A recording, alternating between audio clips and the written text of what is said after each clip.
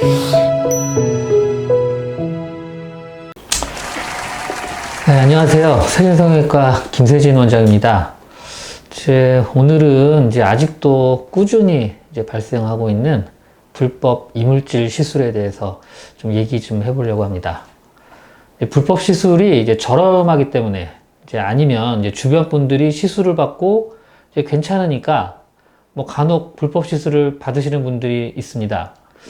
그렇기 때문에 잊을만 하면 또 한 번씩 매스컴에서 불법 시술 부작용에 대한 내용이 보고되기도 하고요. 그만큼 불법 시술이 다양한 문제점을 유발하기 때문인데요. 오늘은 불법 시술 부작용에 대해 좀 이야기 좀 더 심도 있게 해보겠습니다.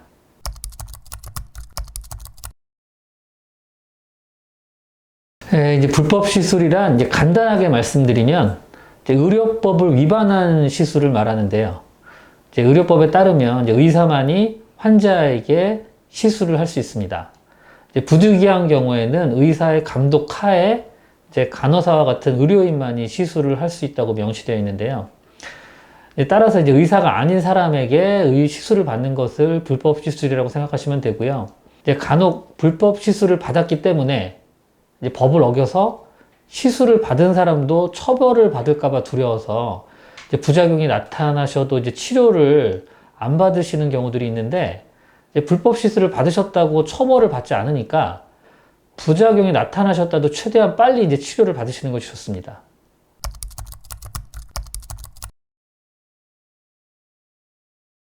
불법 시술에는 보통 주사를 주입하는 시술과 실을 삽입하거나 바늘로 피부를 자극하는 시술 등 병원에서 시술하는 것과 매우 유사한 시술들이 있습니다. 이때 주입되는 물질은 매우 다양한데요. 대부분 그 안전성이 입증되지 않은 물질들이죠. 1970년대, 80년대는 파라핀이라고 불리는 이물질들을 불법 시술로 주로 사용했어요. 파라핀이 뭐냐면은 촌농 성분이라고 보시면 돼요. 초를 불로 가열해서 녹인 다음에 주사기에 넣고 시술을 하는 건데, 생각만 해도 끔찍하죠. 부작용이 빨리 심하게 일어날 수밖에 없어요. 그래서 그 다음부터는 20년 전, 30년 전부터는 액상 실리콘 불법 시술이 주로 많이 또 이루어졌어요. 액상 실리콘은 뭐냐면은 공업용 실리콘이라고 보시면 됩니다. 인테리어 할 때 실리콘을 창틀에 쏘는 거 보셨죠? 그거랑 거의 비슷한 거라고 보시면 되는데, 당연히 인체에 좋을 리가 없습니다. 면역 반응을 일으켜서 부작용이 그것도 역시 심하게 일어나고요. 1, 2년 전부터는 콜라겐이라고 속아가지고 시술을 받는 경우들이 많아요. 사실 이거는 콜라겐은 아니고요. 제거를 해보고 나면 투명한 오일 같은 마치 화장품 성분과 유사한 지용성 이물질인데, 이것도 종류가 좀 다양한 것 같아요. 근데 제거하고 나면 투명한 오일처럼 나옵니다. 근데 다들 콜라겐이라고 들으셨다고 해요. 그리고 최근에는 불법인 것들을 사람들이 많이 아시니까 병원에서 맞는 필러라고 아예 속여가지고 의료기관이 아닌 곳에서 시술을 받는 사례가 늘어나고 있어요.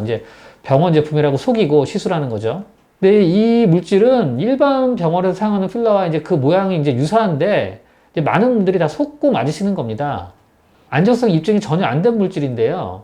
병원의 의약품은 병원 밖으로 가지고 나가서 이렇게 시술을 할 수가 없어요. 이게 다 관리가 잘 되는 거기 때문에 병원에서 갖고 나온 거 다 속으시는 거고, 그래서 의료기관이 아닌 곳에서 필러라고 칭하는 것 자체가 말이 안 되는 겁니다. 결과적으로 모두 인체에 사용할 수 없는 물질들입니다.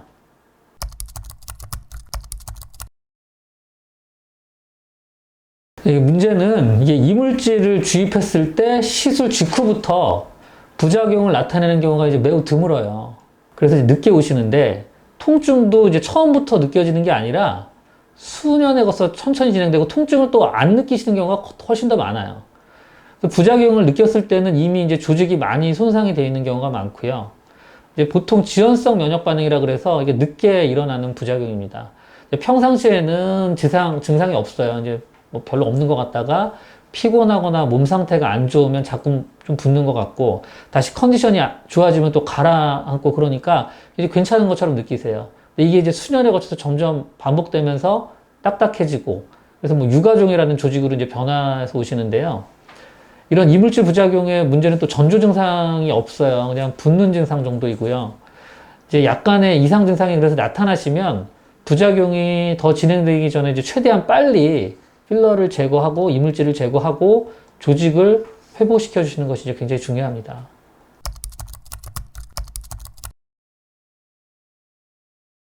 이제 불법 시술은 이제 대부분 안타깝게 이제 지인의 소개로 시술을 받아서 맞으시는 경우가 많아요.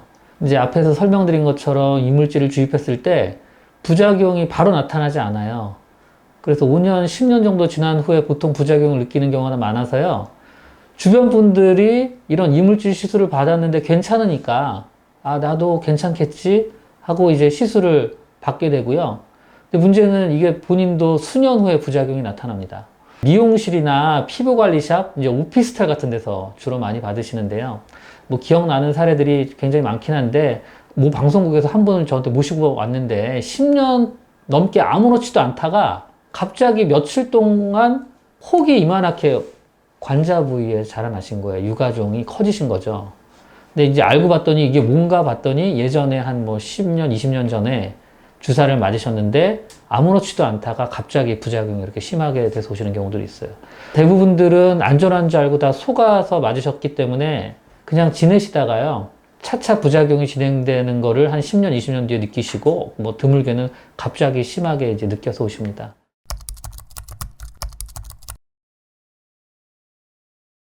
예, 최근에도 이게 일어나는데 이거 일어나지 않을 것 같죠. 그리고 본인한테는 일어나지 않을 것 같은데 이것들이 아직까지도 이런 불법 시술들이 행해지고 있고요. 그 이유가 뭐냐면은 부작용이 늦게 나타나기 때문에 이 시술을 하시는 분들이 멈춰지지가 않는 거예요. 그러니까 예를 들면은 어느 한 군데에 가셔서 시술을 열심히 하세요. 거기서 뭐 한 1년 정도 시술을 하시는데 문제는 이 부작용이 보통은 1, 2년 내는 잘 안 나타나요. 그러니까 그 동네에 있는 여성분들을 웬만큼 시술을 다 하고 날 때까지 부작용을 못 느끼는 거죠. 그러다가 이제 그분이 또 딴 동네로 가시는 거예요. 그러면은 딴 동네로 가서 또 하시는데 처음에 받았던 동네에 있는 분들 부작용 느끼는 거는 이미 수년 후니까 이제 잡을 수가 없어요. 왜냐하면은 다른 데로 또 가셨으니까. 그리고 잡는다고 하더라도 사실 이거를 그분이 이걸 뭐 어떻게 해결해 줄 수가 없는 거죠. 그래서 이 시술하시는 분들이 잘 잡히지가 않으니까 계속 이런 것들이 일어나고 있습니다. 그래서 이거를 이제 어떻게 막게 되냐면요. 동네 분들 중에 뭐 부녀 회장님들이나 이렇게 입김 세신 분들 있죠. 그런 분들이 친하신 분들을 다 이제 거기로 이제 데리고 가셔서 본인이 먼저 받으시는 거예요. 야, 봤지? 나 맞아서 너무 이뻐지는 거야. 맞으면 괜찮아. 너도 한번 맞아봐. 이제 그렇게 되면은 이게 맞기가 싫어도 분위기상 이게 쭈삣쭈삣하면서 맞게 되는 경우들도 많고 내가 안 맞으면은 여기서 또 소외되는 분위기도 있으니까 주변에서 다 맞으시니까 덩달아 다 맞으시게 돼요. 그래서 보통은 한 동네에 누가 맞으시면은 그냥 주변 분들 굉장히 많이 맞게 되고요. 그러니까 이거는 나는 안 할 것 같아 라고 한다고 하는데 막상 그 자리에 딱 있게 되면은 뭐에 쓰인 것처럼 자기도 했다고들 말씀하세요.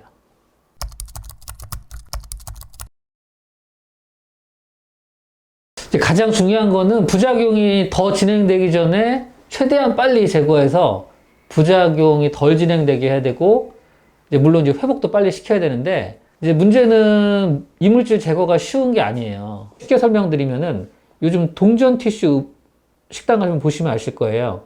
동전 티슈에 물을 딱 떨어뜨리면은 동전 티슈가 이렇게 막 부풀죠.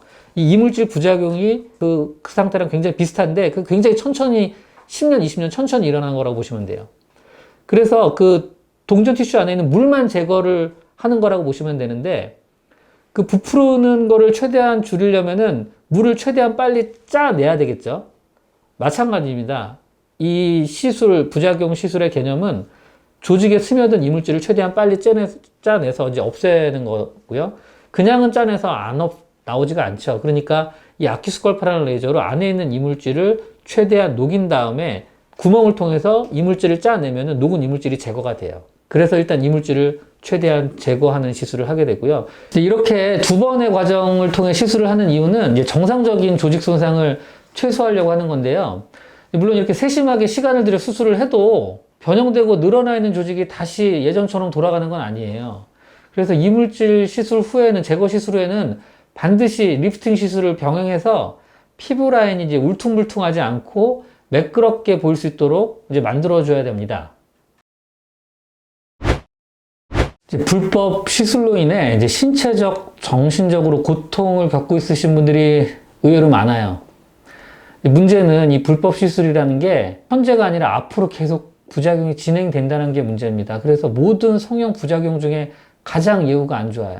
일단 증상이 나타나면은 계속 진행이 되기 때문에 최대한 빨리 이물질을 제거해서 치료하는 것이 중요하고요. 제일 중요한 거는 뭐 시술은 절대 받지 않는 것인데, 일단 받으셨다면 치료를 빨리 받으시라는 겁니다. 주변에서도 만약에 시술을 받고 고통받으시는 분들이 있으면 좀 말씀을 해 주셔서 이제 더 진행되지 않게 얘기를 해 주셔야 되고요. 오늘 영상이 도움이 되셨으면 좋겠어요. 오늘 영상은 이제 여기서 마치도록 하겠고요. 지금까지 세진의 성형외과 김세진 원장이었습니다. 감사합니다.